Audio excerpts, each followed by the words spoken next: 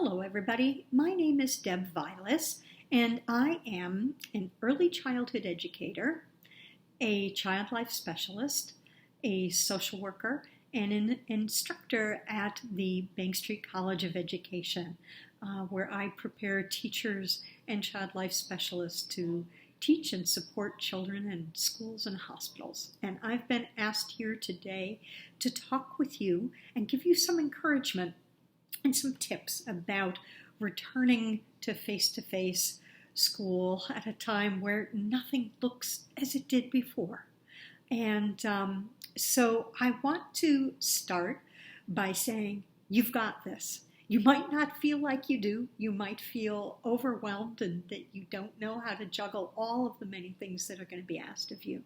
But you've done this before in different ways, and you have skills that you've learned in the past that you are going to tap into. You might just need some reminding of it. So I'm going to start with talking a little bit about what I call double dip feelings, that for children, they're going to have a lot of different feelings about returning to school or coming to school for the first time. There will be excitement and anxiety, some worry, maybe some respite from being stuck at home for so long, separation anxiety, and discomfort with the new environment. And you as teachers have your anxiety, your excitement about being face-to-face that you've probably waited for so long, but your thoughts about your vulnerabilities with the COVID virus, your new responsibilities about keeping kids safe in different ways with infection control and masks and social distancing and not having the same tools available to you that you're used to having. So you're going to have a lot of different feelings as well, and you might have them all at the same time, which can feel complicated, but that is the truth. So I guess the first place to start is acknowledging and naming these feelings, both in yourself with great grace and gentleness and generosity to yourself, and then also for kids to name what you see, help them name it, help them know what they're feeling, and reassure them that what they're feeling is normal. With all this in mind, you're also going to take everything that you know before about separation anxiety. Think about the beginning of the school year when you meet children for the first time and they're anxious about leaving their parents and there are tears and goodbyes are hard and all of that kind of thing. You've dealt with this before, and it's a lot like that with some kind of added layers to it, right?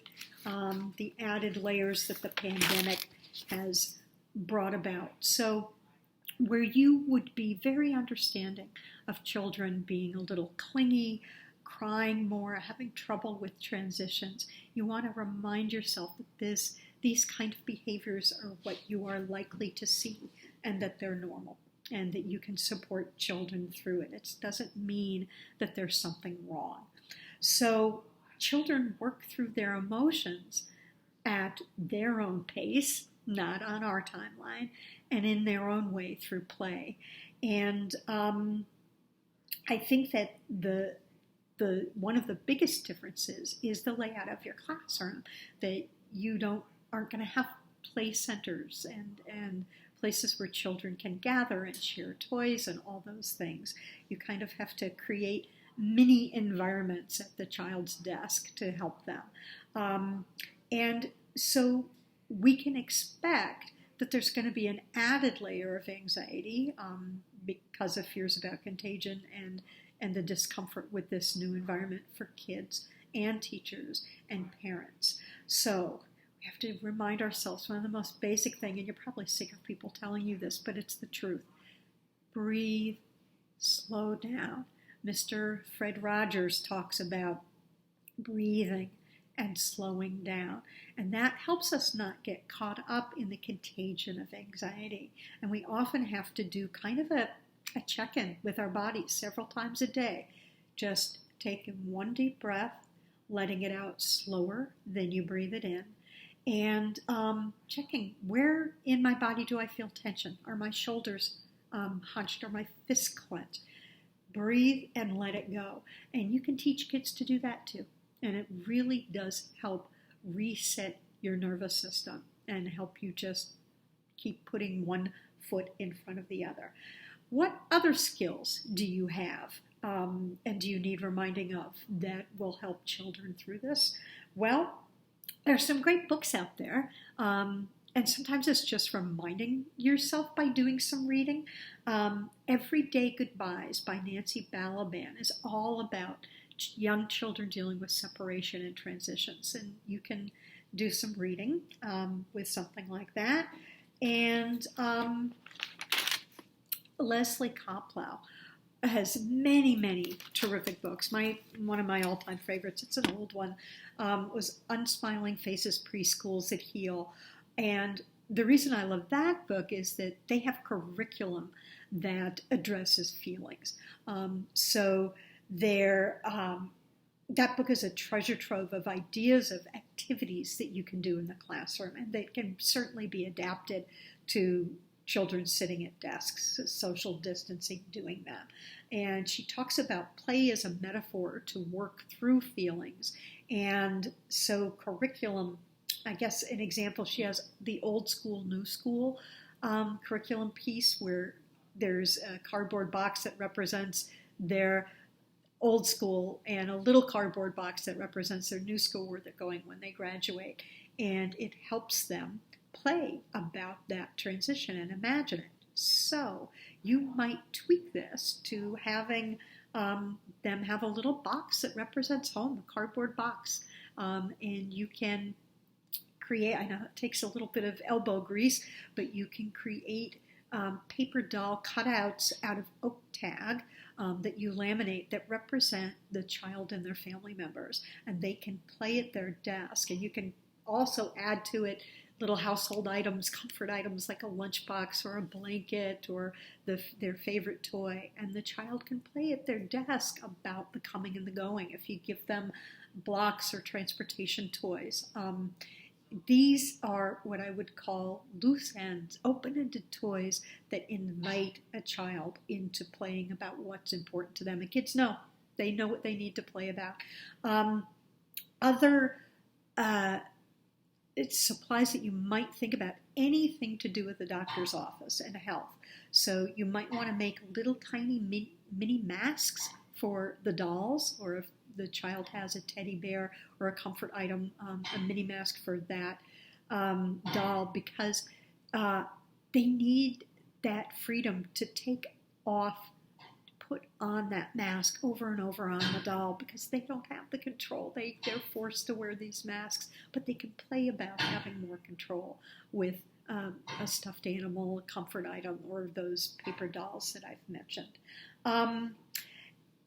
And the deal is that if you give them that space and that time to play, they will play about what's important.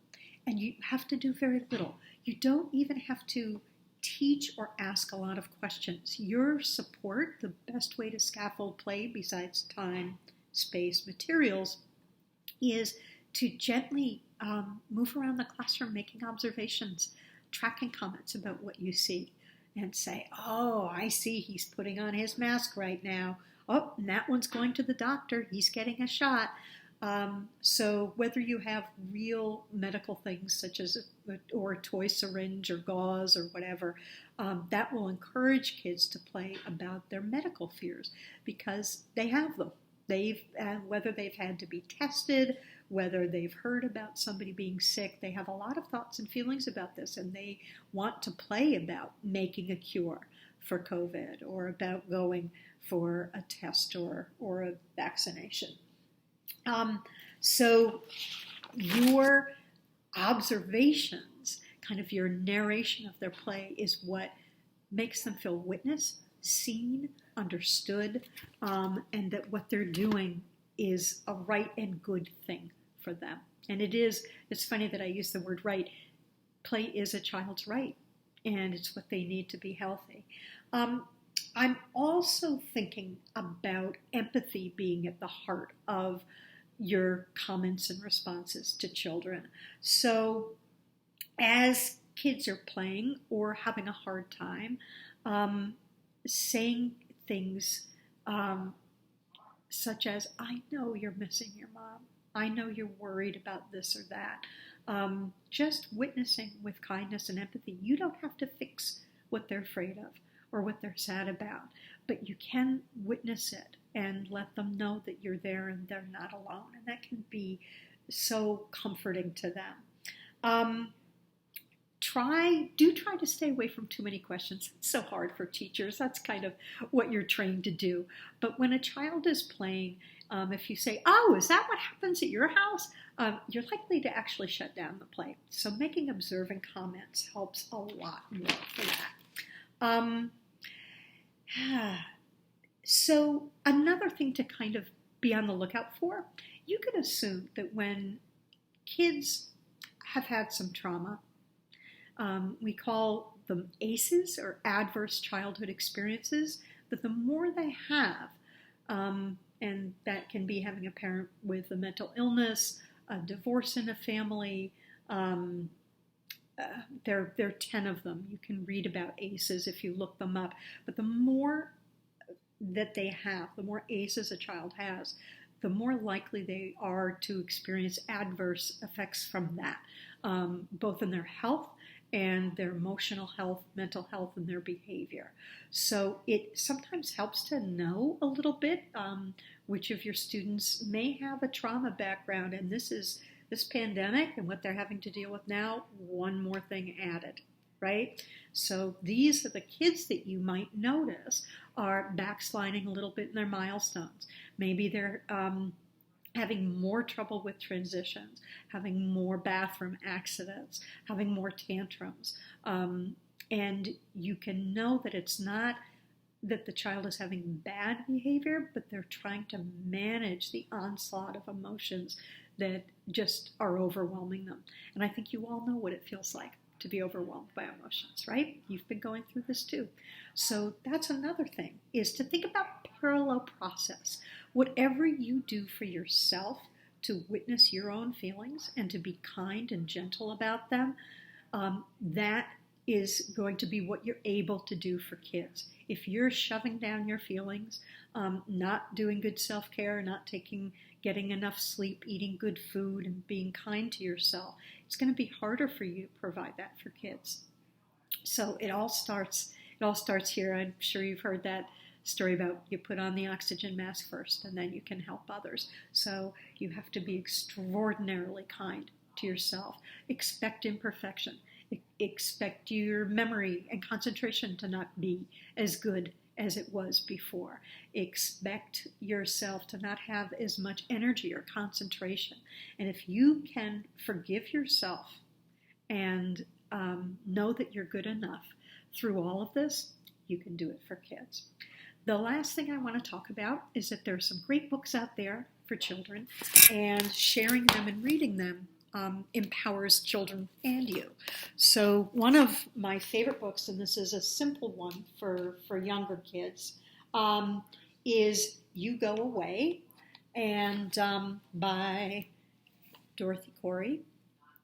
It's another oldie but goodie, and it's all very, very simple words. It's all about going away and coming back. So it's reassuring children that even if their parent goes away, even if they leave their parent, they will come back. And the sad thing is that for some of your kids, they may have lost a loved one and the parent doesn't come back. And avoiding talking about this doesn't make it better. And hopefully there is one adult still in their life who will always come back, and that they need reassurance that they will be safe. Another book, it's a slightly more sophisticated story for older kids, but I think when you read aloud, it's for young kids too. The Invisible String by Patricia Karst, and it is all about how we are connected with each other, with those whom we love, with an invisible heartstring. And when we're feeling anxious or separate or afraid, it can really help to remind ourselves that that person is thinking about us. We can give our little invisible string a tug and imagine that our dad is thinking of us at that moment, and that we're thinking of him. And there are wonderful activities that you can do based on this book and other books and stories about feelings. You can actually make a hug for children. You can have them trace their hands and cut them out, both hands, and maybe put a picture of them on one hand and their mom or dad, family members on the other. And you can attach it by a long string or ribbon or yarn, and then they can have a hug to go around them, which is a really, truly wonderful thing that you can do for them. And other books about feelings, anger, a lot of sadness and anxiety can appear as anger. So books about tantrums and working through those can be extraordinarily helpful. And I had one other thought that, of course, has gone out of my head, but I just want you to know that these children are so lucky to have you as teachers, that it does get better. I have a friend of mine who is teaching and went back for the first time, and for the first 3 weeks, she really struggled and was afraid, and then it became the new normal. It will become the new normal. And your presence, your kindness, your gentleness with yourself will all be wonderful role models for your kids. So good luck. You've got this. And when you need help, put on your oxygen mask first and reach and ask for help. Ask for advice. Talk with colleagues. Talk with friends. This is going to be a long process, but you can do it. Take good care. Bye-bye.